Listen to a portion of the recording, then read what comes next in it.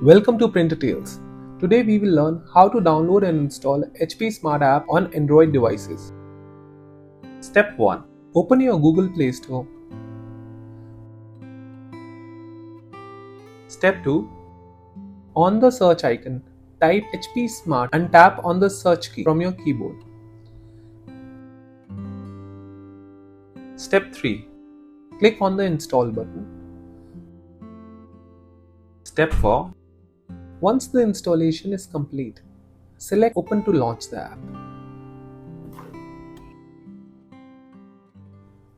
If you like our content, give us a like.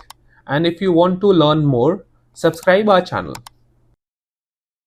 You can also visit Printer Tales or call us on the following contact numbers.